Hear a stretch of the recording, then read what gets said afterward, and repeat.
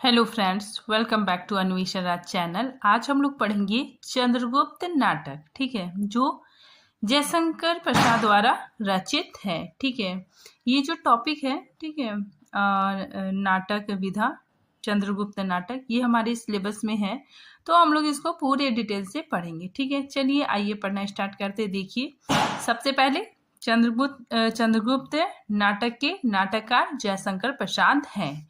ठीक है, और इस नाटक का प्रकाशन सन 1931 ईस्वी में हुआ। और हम लोग अंक की बात करते हैं तो इसमें टोटल 4 अंक हैं। ठीक है, आगे देखिए, कुछ महत्वपूर्ण बिंदु है। ठीक है, इसको हम लोग देखते हैं, कुछ महत्वपूर्ण तथ्यों को देखते हैं। तो जयशंकर प्रसाद जी ने इस नाटक को सबसे पहले कल्याणी परिणय, ठीक है, लघु रूप में लिखा था। ठीक है, तो देखिए जयशंकर प्रसाद इस नाटक को, ठीक है, चंद्रगुप्त नाटक को सबसे पहले कल्याणी परिणय लघु रूप में लिखा था। ठीक है, कल्याणी परिणय नाटक का प्रकाशन 1912 ईस्वी में नागरी प्रचारिणी पत्रिका काशी से प्रकाशित हुई थी। ठीक है, काफी इंपॉर्टेंट है, याद रखिएगा आप लोग कि सन 1912 ईस्वी में कल्याणी परिणय का प्रकाशन नागरी प्रचारिणी पत्रिका में हुआ था। ठीक है, चंद्रगुप्त नाटक, ठीक है, जो चंद्रगुप्त नाटक है वो कल्याणी परिणय का ही परिवर्तित रूप है। ठीक है, तो ऐसा पूछा जा सकता है कि चंद्रगुप्त नाटक किस नाटक का परिवर्तित रूप है, तो कल्याणी परिणय। ठीक है, तो सबसे पहले लेखक ने कल्याणी परिणय लिखा। ठीक है, फिर उसी का जो परिवर्तित रूप है वो चंद्रगुप्त नाटक है। ठीक है, तो ये काफी इंपॉर्टेंट है, पूछा जा सकता है ऐसा क्वेश्चन कि चंद्रगुप्त नाटक किस नाटक का परिवर्तित रूप है, तो कल्याणी परिणय का। प्रसाद के नाटक चंद्रगुप्त का प्रकाशन सन 1933 ईस्वी में अभिनव चंद्रगुप्त के नाम से किया गया। ठीक है, तो काफी इंपॉर्टेंट है, चंद्रगुप्त का पुनः प्रकाशन 1933 ईस्वी में अभिनव चंद्रगुप्त नाम से हुआ। ठीक है, काफी इंपॉर्टेंट है। ठीक है, यहाँ पे आप लोग कंफ्यूज मत कीजिएगा। चंद्रगुप्त नाटक का प्रकाशन 1931 ईस्वी में हुआ और अभिनव चंद्रगुप्त का प्रकाशन 1933 ईस्वी में हुआ। चंद्रगुप्त नाटक में कुल 25 वर्ष या 22 वर्ष का इतिहास समाहित है।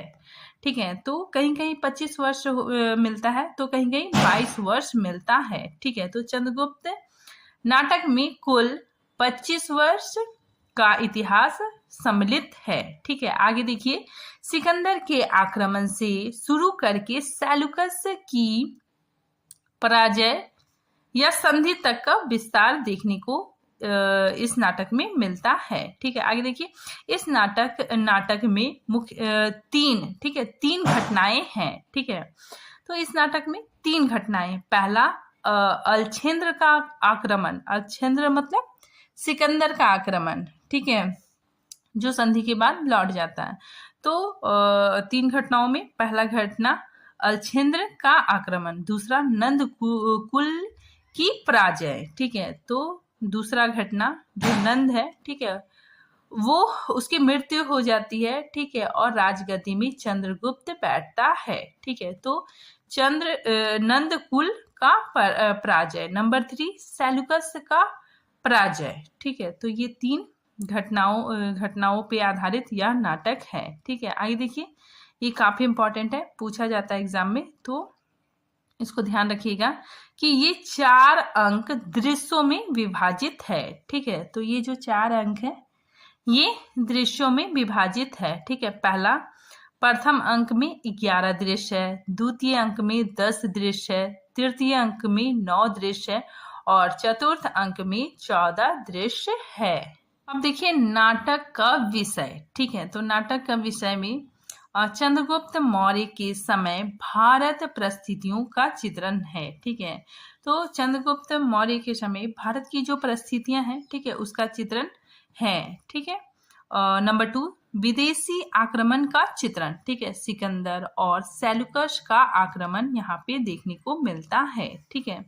नंबर 3, आंतरिक कूटनीतियों का चित्रण, ठीक है, तो आंतरिक कूटनीतियों का भी चित्रण देखने को मिलता है। आगे देखिए पृष्ठ पात्र, ठीक है। नंबर 1 में चाणक्य, चाणक्य को विष्णुगुप्त के नाम से भी जाना जाता है, तो चाणक्य मौर्य साम्राज्य का निर्माता, ठीक है। दूसरा पात्र चंद्रगुप्त, मौर्य सम्राट। नंद, मगध राजा, ठीक है, मगध का सम्राट, ठीक है। सकटार, ठीक है, सकटार मगध का मंत्री, ठीक है। नेक्स्ट देखिए सिहरन, ठीक है, सिहरन मालव का कुमार, ठीक है। फिर नेक्स्ट देखिए पर्वतेश्वर, पंजाब का राजा, ठीक है। पौरस, इसको पौरस भी कहते हैं, ठीक है। आगे देखिए सिकंदर ग्रीक विजेता, ठीक है। नेक्स्ट फिलिस, फिलिस सिकंदर का छत्रप, ठीक है। नेक्स्ट देखिए मौर्य सेनापति चंद्रगुप्त का पिता। एनिशा क्रिटिस सिकंदर का सहचर, ठीक है। नेक्स्ट पात्र देखिए देवबल, नागदत्त, गणमुख, ठीक है, ये मालव गणतंत्र के पदाधिकारी थे, ठीक है। आगे देखिए साइबर्टियस, ठीक है, मेगास्थनीज यौवन दूत, ठीक है। फिर नेक्स्ट देखिए गांधार नरेश, गांधार नरेश आंभिक के पिता, ठीक है। फिर नेक्स्ट देखिए सेल्यूकस सिकंदर का सेनापति, ठीक है। नेक्स्ट पात्र दंडायन, दंडायन एक तपस्वी है, ठीक है। अब देखिए पात्र परिचय में महिला पात्र, ठीक है। पहला अलका, ठीक है, अलका तक्षशिला की राजकुमारी, ठीक है। नंबर 2 देखिए सुवासिनी, सुवासिनी सकटार की कन्या, ठीक है। नंद की नर्तकी, ठीक है। चाणक्य की पूर्व परिचिता, ठीक है। और राक्षस की परनियनी थी, ठीक है। तो राक्षस की प्रेमिका सुहासिनी थी, ठीक है। आगे देखिए कल्याणी, कल्याणी मगध राजकुमारी, ठीक है। नेक्स्ट देखिए नीला और लीला, ये कल्याणी की सहेलियां थी, ठीक है। नेक्स्ट देखिए मालविका, मालविका सिंधु देश की राजकुमारी, ठीक है। नेक्स्ट कार्नेलिया, कार्नेलिया सेल्यूकस की कन्या, ठीक है। नेक्स्ट मौर्य पत्नी चंद्रगुप्त की माता, ठीक है। नेक्स्ट देखिए एलिस, एलिस कार्नेलिया की सहेली थी। देखिए ये नाटक 3 घटना में बटा हुआ है, ठीक है। मैंने अभी बताया पहले वही चीज है, ठीक है। ये नाटक 3 घटना में बटा हुआ है। पहला अच्छेंद्र का आक्रमण, ठीक है, मतलब सिकंदर का आक्रमण, ठीक है। नेक्स्ट नंदकुल का पराजय, ठीक है। उसके बाद फिर चंद्रगुप्त गद्दी पे बैठता है, ठीक है। नेक्स्ट सेल्यूकस का पराजय, ठीक है। अब हम लोग सारांश, ठीक है, इस नाटक का सारांश देखते हैं, ठीक है। तो चंद्रगुप्त नाटक एक ऐतिहासिक नाटक है, ठीक है।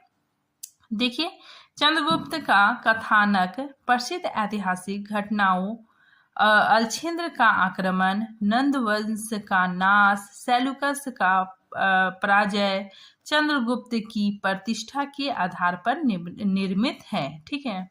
कार्य व्यवहार के 2 प्रमुख केंद्र हैं, पहला मगध और दूसरा तक्षशिला, ठीक है। तो काफी इंपॉर्टेंट है, यहाँ पे 2 प्रमुख केंद्र है, पहला मगध और दूसरा तक्षशिला, ठीक है। कथा की शुरुआत तक्षशिला के गुरुकुल के मठ का चित्रण है, जिसमें चाणक्य और सिहरन का वार्तालाप है।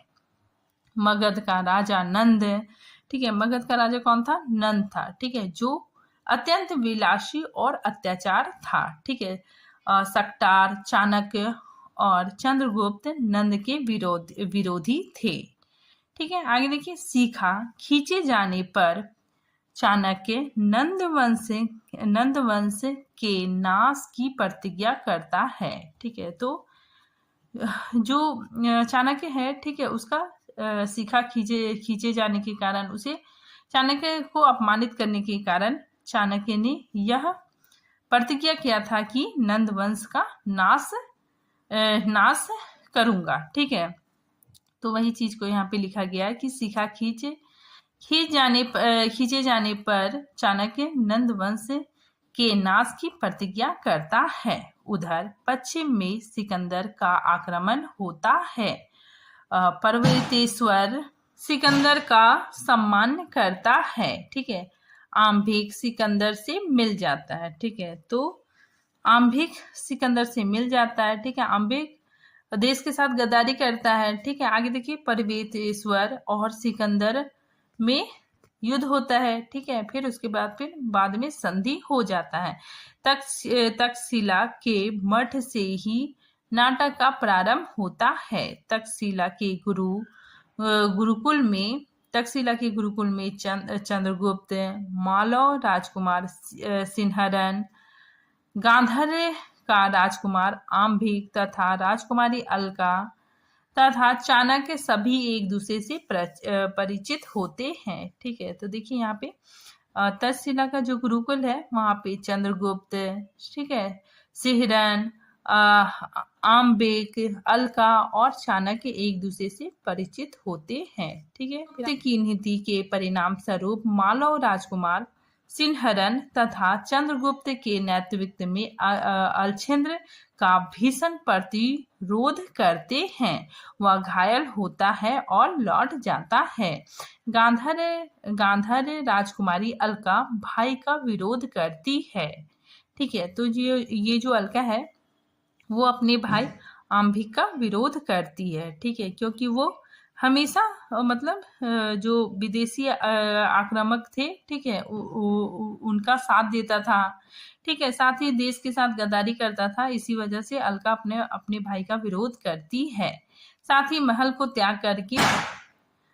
त्याग करके देश हित में लग जाती है। आगे देखिए, अब चंद्रगुप्त का व्यक्तित्व निखर उठता है। ठीक है, वह मगध कुमारी कल्याणी, ग्रीक कुमारी कालनेलिया तथा सिंधु देश की कन्या मालविका तीनों के आकर्षण का केंद्र बनता है। ठीक है, तो काफी इंपॉर्टेंट है। तो ऐसा पूछा जा सकता है कि किस किस का चंद्रगुप्त की तरफ आकर्षण था। तो कल्याणी, कालनेलिया और मालविका। ठीक है, फिर आगे देखिए, चाणक्य आधे मगध का लोभ देकर पर्वतेश्वर को अपनी ओर कर लेता है। विरोध की तैयारी पूरी होने पर मगध नरेश की राजसभा में चाणक्य,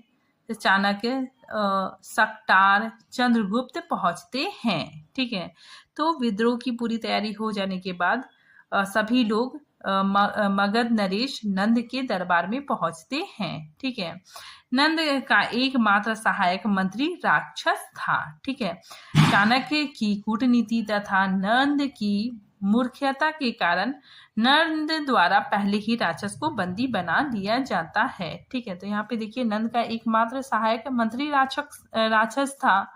ठीक है, और नंद ने क्या किया था, अपनी बेवकूफी की वजह से राक्षस को बंदी बना लिया था।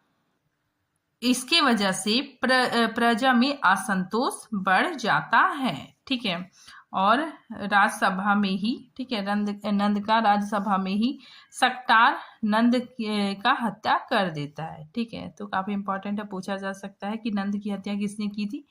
तो सकटार ने की थी। ठीक है, क्योंकि सकटार कौन था, मंत्री था। ठीक है, तो नंद ने इसको अंधकूप में डाल दिया था। ठीक है, साथ ही इनके 5 पुत्रों को भी डाला था। ठीक है, तो अंधकूप में डालने की वजह से इनके पुत्र भूख प्यास से, ठीक है, तड़प कर मर जाते हैं। ठीक है, इसी का बदला लेने के लिए सकटार नंद की हत्या कर देता है। ठीक है, फिर आगे देखिए, पर्वतेश्वर कल्याणी द्वारा मारा जाता है। ठीक है, तथा साथ ही कल्याणी आत्महत्या कर लेती है। ठीक है, तो यहाँ पे बताया जा रहा है कि जो पर्वतेश्वर है, ठीक है, ये कल्याणी के साथ दुष्व्यवहार करता है। ठीक है, इसी वजह से कल्याणी इसको मार देती है। ठीक है, इसके बाद फिर कल्याणी खुद आत्महत्या कर लेती है। ठीक है, तो काफी इंपॉर्टेंट है, पूछा जा सकता है कि चंद्रगुप्त नाटक में कौन सा पात्र आत्महत्या करता है।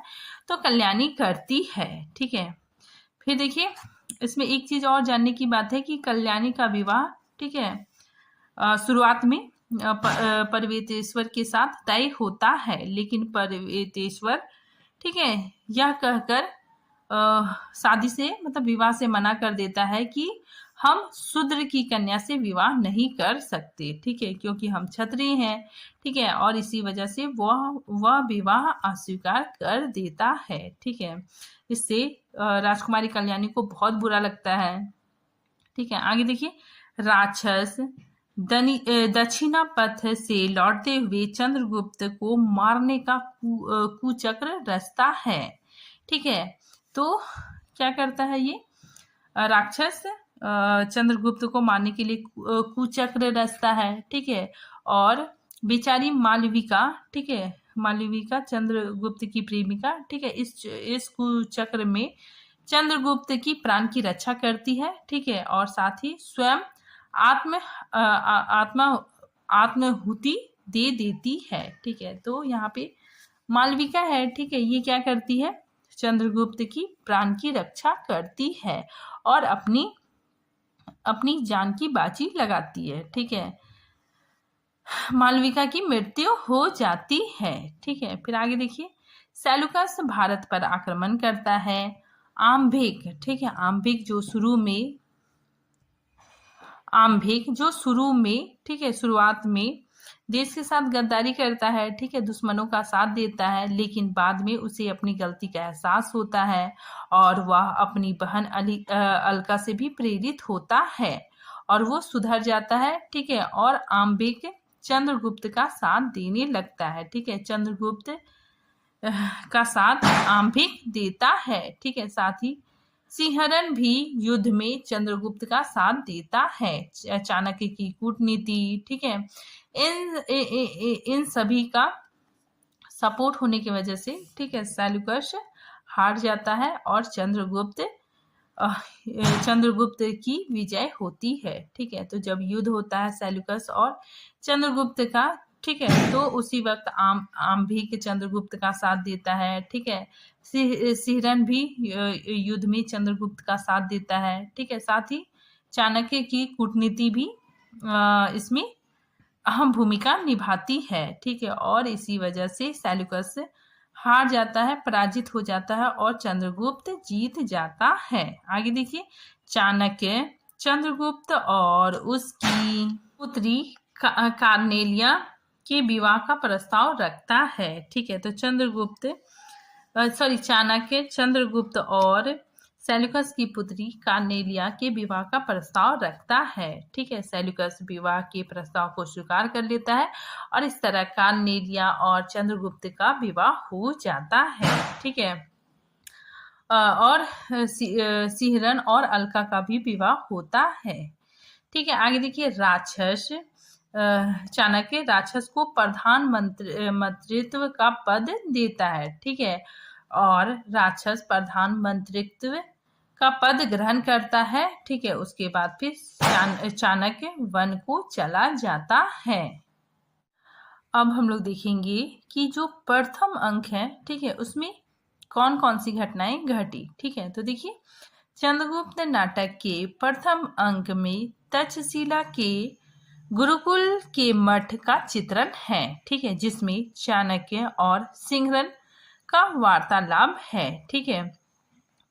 इस अंक में मतलब प्रथम अंक में अलछेंद्र का आक्रमण होता है, नंदकुल का विनाश होता है और पात्रों को संघर्षरत दिखाया गया है, ठीक है। प्रथम अंक में 11 दृश्य और 2 गीत है, ठीक है। अब देखिए, द्वितीय अंक में क्या क्या घटनाएं होती है। तो उत्तर प्रांत की राजनीतिक स्थिति को प्रस्तुत किया गया है, ठीक है, इसमें राजनीतिक स्थिति को दिखाया गया है। फिलिस के चंगुल से कार्नेलिया का चंद्रगुप्त द्वारा उद्धार दिखाया गया है, ठीक है।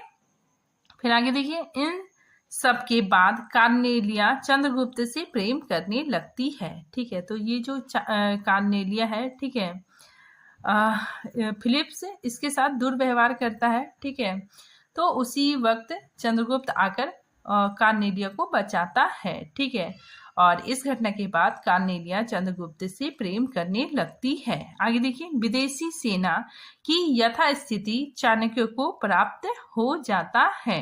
ठीक है, मगध का पुनः समस्त कार्य व्यापारों का केंद्र बन जाना। ठीक है, फिर चंद्रगुप्त का दोनों गणतंत्रों का सेनापति बनना। ठीक है, द्वितीय अंक में 10 दृश्य और 3 गीत है। ठीक है, तो देखिए द्वितीय दृश्य में 10 दृश्य और 3 गीत है। ठीक है, देखिए ये जो गीत है, ठीक है, ये गीत कार्नेलिया गाती है। ठीक है, अरुण यह मधुमय देश हमारा। ठीक है, और उसी वक्त दुष्प्रवृत्ति वाला फिलिप्स शिविर में प्रवेश करता है। ठीक है, आगे देखिए, इस दृश्य में अलका का गीत। ठीक है, इसमें अलका का गीत भी है। प्रथम यौवन मदिरा से मत प्रेम करने की थी परवाह। ठीक है, और फिर आगे देखिए, ये भी अलका का गीत है। ठीक है, ये सारे जो गीत है ये द्वितीय अंक में आए हुए हैं।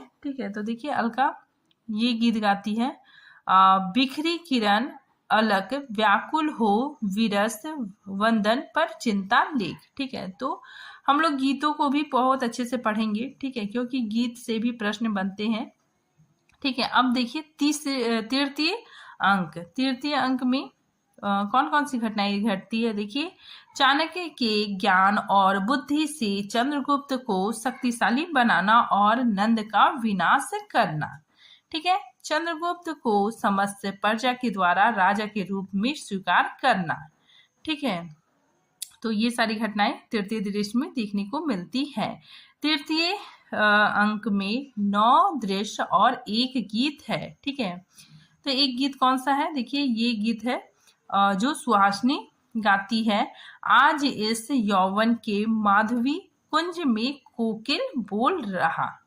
ठीक है, फिर देखिए एक इम्पॉर्टेंट चीज है कि चंद्रगुप्त नाटक में किन किन क्षेत्रों का वर्णन देखने को मिलता है, तो तक्षशिला, गांधार, सिंधु तट और मगध। ठीक है, तो इन क्षेत्रों का दृश्य हमें देखने को मिलता है। अब देखिए चतुर्थ अंक। ठीक है, चतुर्थ अंक में पर्वतेश्वर की मृत्यु। ठीक है, पर्वतेश्वर की मृत्यु हो जाती है। ठीक है, जो कल्याणी है, ठीक है, वही पर्वतेश्वर की हत्या कर देती है। ठीक है, और खुद भी आत्महत्या कर लेती है। ठीक है, तो उसी चीज को चतुर्थ अंक में दिखाया गया है कि पर्वतेश्वर की मृत्यु के पश्चात कल्याणी का आत्महत्या कर लेना। ठीक है, सभी आंतरिक विद्रोह को चाणक्य द्वारा समाप्त कर देना। ठीक है, राक्षस और सुवासिनी, ठीक है, और चंद्रगुप्त एवं कार्नेलिया का विवाह होना दिखाया जाता है। चाणक्य राक्षस को मंत्री पद देकर वन चला जाता है। चतुर्थ अंक में 14 दृश्य और 7 गीत हैं। अब देखिए चंद्रगुप्त नाटक के प्रथम अंक की महत्वपूर्ण पंक्तियां। ठीक है, क्योंकि पंक्तियों से भी प्रश्न पूछा जाता है, तो हम लोग पंक्तियों को, ठीक है, देखते हैं। ठीक है, तो देखिए सबसे पहले स्थान तक्षशिला के गुरुकुल का मठ, चाणक्य और सिंघरन का संवाद। ठीक है, तो देखिए ये पंक्ति काफी इंपॉर्टेंट है। ठीक है, सिंघरन की पंक्ति है, ये कहता है कि मालवों को अर्थशास्त्र की उतनी आवश्यकता नहीं जितनी अस्त्र शास्त्र की है। ठीक है, ये कौन कहता है, सिंघरन। ठीक है, चाणक्य से कहता है। ठीक है, नेक्स्ट देखिए ये पंक्ति भी काफी इंपॉर्टेंट है। ठीक है, ये भी सिंघरन की पंक्ति है। ये कहता है मैं उसे जानने की चेष्टा कर रहा हूँ। आर्यवर्त का भविष्य लिखने के लिए कुचक्र और प्रताड़ना की लेखनी और मसी प्रस्तुत हो रही है। उत्तरापथ के खंड राज द्वेष से जर्जर है, शीघ्र भयानक विस्फोट होगा। ठीक है, तो काफी इंपॉर्टेंट है, ये पंक्ति सिंघरन ने कहा है। देखिए ये पंक्ति भी सिंघरन का ही है। ठीक है, तो देखिए विनम्रता के साथ निर्भीक होना मालवों का वंशानुगत चरित्र है। ठीक है, फिर देखिए आचार्य चाणक्य का की पंक्ति, ठीक है। देखिए जो चाणक्य की जो जितनी सारी पंक्तियां हैं, ठीक है, सारी इंपॉर्टेंट है, ठीक है, क्योंकि एग्जाम में चाणक्य की पंक्ति पूछी जाती है, ठीक है, तो आप इसको स्किप नहीं कर सकते, ठीक है। तो देखिए चाणक्य की ये पंक्ति काफी इंपॉर्टेंट है। चाणक्य कहते हैं, राजकुमार, ब्राह्मण ना किसी के राज्य में रहता है और ना किसी के अन्य से पलता है, स्वराज्य में विचरता है और अमृत होकर जीता है। यह तुम्हारा मिथ्या गर्व है। ब्राह्मण सब कुछ सामर्थ्य रखने पर भी स्वेच्छा से इन माया स्तूपों को ठुकरा देता है, प्रकृति के कल्याण के लिए ज्ञान का दान देता है, ठीक है, काफी इंपॉर्टेंट है। नेक्स्ट देखिए, ये संवाद भी, ये पंक्तियां भी चाणक्य की है, ठीक है। ये कहते हैं कि बालकों की सी चपलता दिखाने का यह स्थल नहीं है, ठीक है। तुम लोगों को समय पर शस्त्र का प्रयोग करना पड़ेगा, परंतु आकारण रक्तपात नीति विरुद्ध है, ठीक है। आगे देखिए, ये पंक्ति चंद्रगुप्त का है, ठीक है, काफी इंपॉर्टेंट है, बार बार पूछा जाता है, ठीक है। तो ये पंक्ति देखिए, आर्य संसार भर की नीति और शिक्षा का अर्थ मैंने यही समझा है कि आत्मसम्मान के लिए मर मिटना ही दिव्य जीवन है। सिंहरण मेरा आत्मीय है, मित्र है, उसका मान मेरा ही मान है, ठीक है। तो ये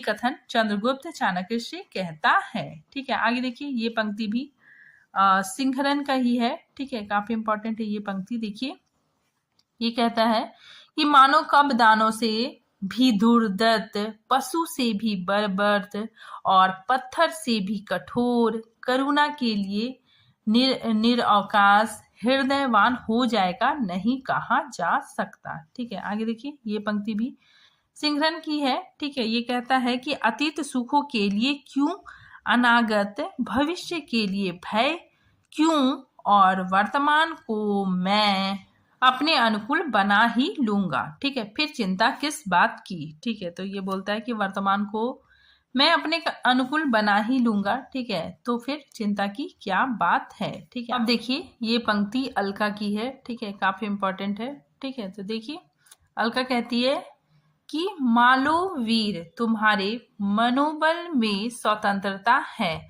और तुम्हारी दृढ़ भुजाओं में आर्यवर्त के रक्षक की शक्ति है, तुम्हें सुरक्षित रहना चाहिए, ठीक है। तो ये बात अलका सिंहरन से कहती है, ठीक है। आगे देखिए, नंद, ठीक है, नंद की ये पंक्ति काफी इंपॉर्टेंट है, ठीक है, पूछा जा सकता है। तो देखिए, नंद कहता है कि मैं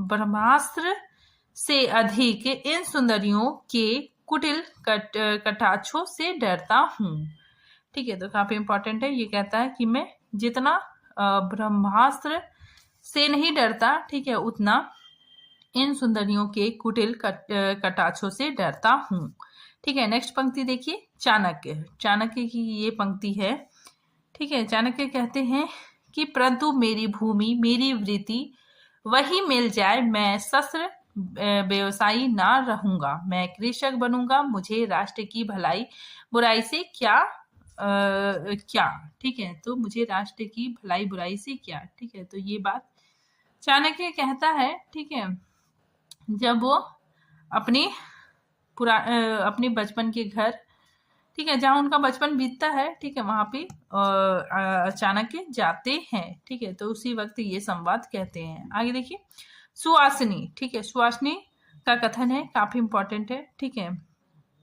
नहीं प्रिय, मैं तुम्हारी अनुचरी हूँ, मैं नंद की विलासी लीला का सुदृढ़ उपकरण बनकर नहीं रहना चाहती, ठीक है। तो ये बात सुवासिनी राक्षस से कहती है, ठीक है। नेक्स्ट देखिए, कल्याणी, कल्याणी का ये कथन है, पिताजी मैं पर्वतेश्वर के गर्व की परीक्षा लूंगी, मैं वृषल कन्या हूँ, उस क्षत्रिय को यह सिखा दूंगी कि राजकन्या कल्याणी किसी छत्रानी से कम नहीं, ठीक है। तो ये वाक्य कल्याणी, ठीक है, जब कहती है, ठीक है, जब पर्वतेश्वर, ठीक है, कल्याणी से विवाह का प्रस्ताव ठुकरा देता है। ठीक है, तो उसी वक्त कल्याणी अपने पिता से कहती है। ठीक है, आगे देखिए, ये चाणक्य का वाक्य काफी इंपॉर्टेंट है, पंक्ति काफी इंपॉर्टेंट है। चाणक्य कहते हैं कि प्रमाद में मनुष्य कठोर सत्य का भी अनुभव नहीं करता। ठीक है, तो ये वाक्य चाणक्य ने नंद से कहा था। देखिए, ये पंक्ति भी काफी इंपॉर्टेंट है। ठीक है, वरुचि का पंक्ति है। ठीक है, वरुचि कहता है कि राजा धीराज, जिस गुरुकुल में मैं स्वयं परीक्षा देकर स्नातक हुआ हूँ, उसके प्रमाण की भी पुनः परीक्षा अपने गुरुजनों के प्रति अपमान करना है। ठीक है, आगे देखिए, ये जो पंक्ति है, ठीक है, ये चाणक्य का है। ठीक है, चाणक्य कहते हैं, लोहे और सोने के सामने सिर झुकाने के लिए हम लोग ब्राह्मण नहीं बने हैं। ठीक है, आगे देखिए, ये पंक्ति काफी इंपॉर्टेंट है। ठीक है, तो वरुचि की पंक्ति है। वरुचि कहते हैं चाणक्य से कि मैं वर्तिका लिख रहा हूँ। ठीक है, वर्तिका मतलब, वर्तिका क्या है? व्याकरण ग्रंथ। ठीक है, तो वरुचि कहते हैं कि मैं वर्तिका लिख रहा हूँ चाणक्य, उसी के लिए तुम्हें सहकारी बनाना चाहता हूँ, तुम इस बंदीगृह से निकलो। ठीक है, तो वरुचि कहता है कि मैं वर्तिका लिख रहा हूँ चाणक्य, ठीक है, उसी के लिए तुम्हारा सहयोग चाहिए। ठीक है, सहयोग चाहिए। ठीक है, और तुम इस बंदीगृह से निकलो। ठीक है, आगे देखिए, ये पंक्ति चाणक्य की है कि मैं लेखक नहीं हूँ कात्यायन। ठीक है, यहाँ पे जब वरुचि पूछते हैं, ठीक है, कि क्या तुम मेरे साथ वर्तिका लिखोगी, ठीक है, तो उसी के जवाब में चाणक्य कहते हैं कि मैं लेखक नहीं हूँ कात्यायन। कात्यायन वरुचि को ही कहा गया है। ठीक है, तो चाणक्य कहते हैं मैं लेखक नहीं हूँ कात्यायन, शास्त्र प्रणेता हूँ, शास्त्र प्रणेता हूँ, व्यवस्थापक हूँ। ठीक है, काफी इंपॉर्टेंट है, वेरी वेरी इंपॉर्टेंट। आगे देखिए, ये पंक्ति बार बार पूछी जाती है। ठीक है, ये पंक्ति चाणक्य की है कि भाषा ठीक करने से पहले मैं मनुष्य को ठीक करना चाहता हूँ। ठीक है, फिर आगे देखिए, ये पंक्ति चाणक्य की है। चाणक्य की है कि मैं कुत्ता, साधारण युवक और इंद्र को कभी एक सूत्र में नहीं बांध सकता। कुत्ता कुत्ता ही रहेगा, इंद्र इंद्र ही। ठीक है, सुनो वरुचि, मैं कुत्ता को कुत्ता ही बनाना चाहता हूँ। नीचों के हाथ में इंद्र का अधिकार चले जाने से जो सुख होता है उसे मैं भोग रहा हूँ, तुम जाओ। ठीक है, तो काफी इंपॉर्टेंट पंक्ति है। ठीक है, ये पंक्ति चाणक्य की है। देखिए, ये अलका की पंक्ति है। ठीक है, काफी इंपॉर्टेंट है। ठीक है, तो देखिए, अलका कहती है कि मेरा देश है, मेरे पहाड़, ठीक है, मेरा देश है, मेरे पहाड़ है, मेरी नदियां हैं और मेरे जंगल हैं। मैं इस भूमि के एक एक परमाणु मेरे हैं और मेरे शरीर के एक एक क्षुद्र अंश उन्हीं परमाणुओं के बने हैं। फिर मैं कहाँ जाऊं? यवन। ठीक है, तो ये पंक्ति अलका का है। ठीक है, नेक्स्ट पंक्ति देखिए, दंडायन। ठीक है, दंडायन का ये पंक्ति काफी इंपॉर्टेंट है।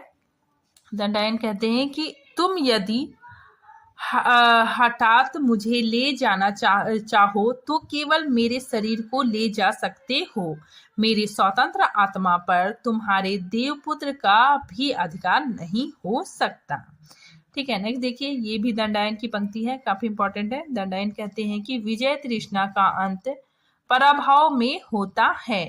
अलछेंद्र, राज्य सत्ता सुव्यवस्था से बढ़े तो बढ़ सकती है। ठीक है, देखिए, ये कितनी अच्छी बात कहते हैं कि जो राज्य सत्ता है वो सुव्यवस्था से बढ़े तो बढ़ सकती है, केवल विजयों से नहीं, इसीलिए अपनी प्रजा के कल्याण में लगो। ठीक है, काफी इंपॉर्टेंट है। अब देखिए, दूसरे अंक की महत्वपूर्ण पंक्तियां। ठीक है, ये पंक्ति कार्नेलिया की है। ठीक है, ये कहती है कि उन दोनों मतलब चंद्रगुप्त और फिलिस, ठीक है, तो उन दोनों में सिंगार और रौद्र का संगम है। वह भी आह कितना आकर्षण है, कितना तरंग सकुल है। इसी चंद्रगुप्त के लिए ना उस साधु ने भविष्यवाणी की है भारत सम्राट होने की, उसमें कितना विनयशील वीरता है। ठीक है, तो ये बात कार्नेलिया चंद्रगुप्त के बारे में सोचती है। ये पंक्ति चंद्रगुप्त की है। ठीक है, ये कहता है कि स्वच्छ हृदय भीरू कायरों की सी वंचक शिष्टता नहीं चाहता। ठीक है, देशद्रोही आम्बेक चंद्रगुप्त रोटियों की लालच या घृणाजनक लोभ से सिकंदर के पास नहीं आया है। ठीक है, अब देखिए ये पंक्ति चाणक्य की है। चाणक्य कहते हैं कि जब काले घटाओं से आकाश घिरा हो, रह रह कर बिजली चमक जाती हो, पवन स्तब्ध हो, उमस बढ़ रही हो और आषाढ़ का आरंभिक दिन हो, तब किस बात की संभावना करनी चाहिए। ठीक है, तो अलका कहती है जल बरसने की। ठीक है, तो ये पंक्ति चाणक्य की है। ठीक है, आगे देखिए ये बहुत इंपॉर्टेंट है। ठीक है, सेनापति कहता है कि स्त्री की अधीनता वैसे ही बुरी होती है, इस पर युद्ध क्षेत्र में भगवान ही बचाए। ठीक है, फिर आगे देखिए ये पंक्ति सिकंदर की है। सिकंदर कहता है कि आज मुझे जय पराजय का विचार नहीं है, मैंने एक अलौकिक वीरता का स्वर्गीय दृश्य देखा है। होमर की कविता में पढ़ी हुई जिस कल्पना से मेरा हृदय भरा है, उसे यहाँ प्रत्यक्ष देखा है। ठीक है, तो काफी इंपॉर्टेंट है। ऐसा पूछा जा सकता है कि होमर की कविता का किसने जिक्र किया है, तो सिकंदर ने किया है। ठीक है, फिर आगे देखिए मालविका। ठीक है, ये पंक्ति मालविका की है। ठीक है, इंपॉर्टेंट है। फूल हंसते हुए आते हैं, मकरंद गिराकर मुरझा जाते हैं और आंसू से धरनी को भिगोकर चले जाते हैं। एक स्निग्ध समीर का झोंका आता है, निश्वास फेंककर चला जाता है, क्या पृथ्वी तल रोने के लिए ही है। ठीक है, तो ये पंक्ति मालविका की है। अब देखिए ये पंक्ति सिंहरन की है। मैंने जीवन और मरण में तुम्हारा संग ना छोड़ने का प्रण किया है। ठीक है, तो ये बात सिंहरन अलका से कहता है। ठीक है, आगे देखिए ये पंक्ति अलका की है कि मैं राजभवनों से डरती हूँ, क्योंकि उसके लोभ से मनुष्य आजीवन मानसिक कारावास भोगता है। ठीक है, आगे देखिए अलका। ये पंक्ति अलका की है। अलका कहती है कि कोमल सैया पर लेटे रहने की प्रत्याशा में स्वतंत्रता का भी विसर्जन करना पड़ता है। यही उन विलासपूर्ण राजभवनों का पर्दोपन है। ठीक है, आगे देखिए ये पंक्ति चंद्रगुप्त की है। चंद्रगुप्त कहता है कि यौवन लोग आर्यों की रणनीति से नहीं लड़ते, वे हम ही लोगों के युद्ध हैं, जिसमें रणभूमि के पास ही कृषक स्वच्छंदता से हल चलाता है। यौवन आतंक फैलाना जानते हैं। ठीक है, जो दुश्मन लोग हैं, ठीक है, वो आतंक फैलाना जानते हैं और उसे अपनी रणनीति का प्रधान अंग मानते हैं। ठीक है, अब देखिए तृतीय अंक के महत्वपूर्ण पंक्तियां। ठीक है, तो ये पंक्ति चाणक्य की है। ठीक है, काफी इंपॉर्टेंट है। चाणक्य कहते हैं कि ब्राह्मण राज्य करना नहीं जानता, करना भी नहीं चाहता, हाँ वह राजाओं का नियमन करना जानता है। ठीक है, वह राजाओं का नियमन करना जानता है, राजा बनाना जानता है। ठीक है, फिर आगे देखिए ये पंक्ति भी चाणक्य की है। ठीक है, काफी इंपॉर्टेंट है। जो हाईलाइट किया गया है, ठीक है, वो सारी चीजें काफी इंपॉर्टेंट है। ठीक है, तो चाणक्य कहते हैं कि मनुष्य अपनी दुर्बलताओं से भली भांति परिचित रहता है, परंतु उसे अपने बल से भी अवगत होना चाहिए। असंभव कह के किसी काम को करने से पहले कर्म क्षेत्र में कांप कर लड़खड़ाओ। ठीक है, तो ये पंक्ति चाणक्य की है। ठीक है, ये कहते हैं कि मनुष्य को अपनी दुर्बलता का पता होता है, लेकिन उसे अपने बल का भी पता होना चाहिए। ठीक है, आगे देखिए कार्नेलिया का यह पंक्ति है। ठीक है, काफी इंपॉर्टेंट है। कार्नेलिया कहती है कि मुझे इस देश से जन्मभूमि के समान स्नेह होता जा रहा है। ठीक है, तो ये कहती है कि मुझे इस देश से, मतलब भारत देश से अपनी जन्मभूमि के समान ही स्नेह होता जा रहा है। आगे देखिए, ये पंक्ति काफी इंपॉर्टेंट है, ठीक है, पूछा जाता बहुत बार पूछा जा चुका भी है, ठीक है। तो देखिए चाणक्य की ये पंक्ति काफी इंपॉर्टेंट है। समझदारी आने पर यौवन चला जाता है, जब तक माला गूंथी जाती है तब तक फूल कुम्हला जाते हैं, ठीक है। अब देखिए चतुर्थ अंक की महत्वपूर्ण पंक्तियां, ठीक है, ये पंक्ति चाणक्य की है, ठीक है। चाणक्य कहते हैं कि महत्वाकांक्षा का मोती निठुरता की सीपी में रहता है, ठीक है। आगे देखिए ये पंक्ति कार्नेलिया की है, ठीक है। यदि प्रेम ही जीवन का सत्य है तो संसार ज्वालामुखी है, ठीक है। आगे देखिए ये पंक्ति चाणक्य की है कि दो बालुकाय कागारों के बीच में एक निर्मल स्रोत श्रेणी का रहना आवश्यक है, ठीक है। अब देखिए जो महत्वपूर्ण गीत है, ठीक है, क्योंकि गीतों से भी प्रश्न आते हैं तो हम लोग गीतों को भी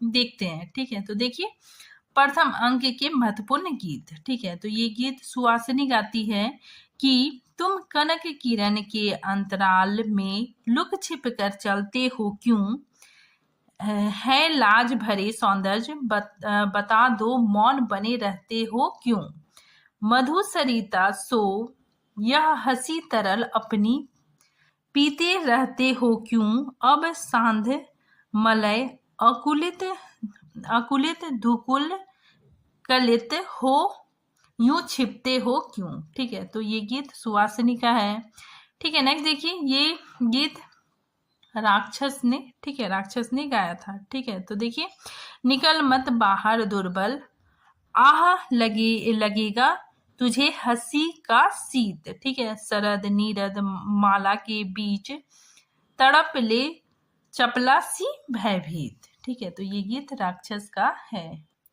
अब देखिए द्वितीय अंक के महत्वपूर्ण गीत, ठीक है, ये काफी इंपॉर्टेंट है, बहुत बार पूछा भी गया है, ठीक है। ये गीत किसका है, तो ये गीत कार्नेलिया ने गाया था, ठीक है। तो देखिए अरुण यह मधुमय देश हमारा, जहां पहुंच अनजान क्षितिज को मिलता एक सहारा, मदिरा उगते रहते जब जग कर रजनी भर तारा, अरुण यह मधुमय देश हमारा, ठीक है, काफी इंपॉर्टेंट है। आगे देखिए ये गीत अलका का है कि प्रथम यौवन मदिरा से मत प्रेम करने को थी परवाह, ठीक है, और किसको देना है हृदय, चिन्हों ने की न तनिक थी चाह, बेच डाला था हृदय अमोल, आज वह मांग रहा था दाम, ठीक है।